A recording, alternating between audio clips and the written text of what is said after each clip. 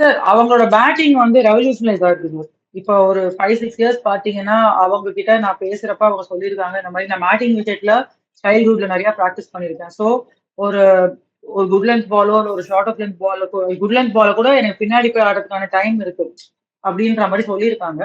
But இப்ப வந்து ஒரு ஒரு ஓவரால் ரவுண்ட் த விக்கெட் ஆடக்கூடிய கேமை வந்து அவங்க இன்னி தேடி ஒரு கிரிக்கெட்டுக்கு ஒர்க் பண்ணிட்டு அவங்க வந்திருக்காங்க டெஃபினட்டா.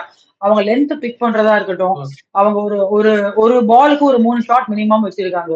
முன்னாடி ஸ்கொயர் ஆஃப் த விக்கெட்ல ரொம்ப ஸ்ட்ராங்கா இருப்பாங்க. இப்ப வந்து on side front of the wicket எல்லா இடத்துலயுமே ரொம்ப ஸ்ட்ராங்கா இருக்காங்க. அண்ட் டைமிங் டைமிங் வந்து டச் ஆஃப் கிளாஸ். இப்ப என்ன சொல்றது, நிறைய பேர் இப்போ ஷார்ட்ஸ் ஆடும்போது அது ஒரு ஒரு எஃபர்ட் நம்ம பார்க்கலாம் கான்சன்ட்ரேட். அவங்க வந்து ரொம்ப ஈஸியா ஆடுறாங்க அந்த ஷார்ட்ஸ் எல்லாமே. அவங்களுக்கு போடும்போது மார்ஜின் ஆஃப் எரர் வந்து ரொம்ப ரொம்ப கம்மியா இருக்கணும். அது it's always been like that from the beginning.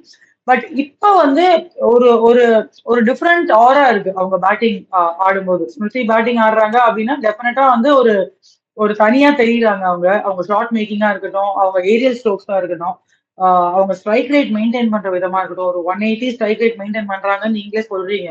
And that's what the stat chase.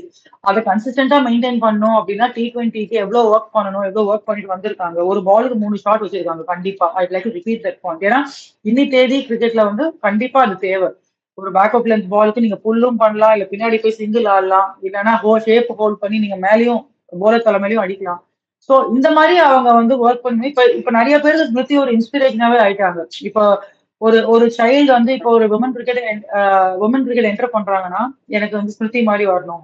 For that matter பாய்ஸே சொல்றாங்க சமா பிளேயர் ஸ்மிருதி அப்படின்னு. ஸோ அந்த மாதிரி ஆன ஒரு நிலைமைக்கு அவங்க வந்துட்டாங்க இப்போ. அண்ட் டெஃபினட்டா ஸ்டாண்ட் அவுட்டா அது அவங்க பெர்ஃபார்மன்ஸே தெரியுது.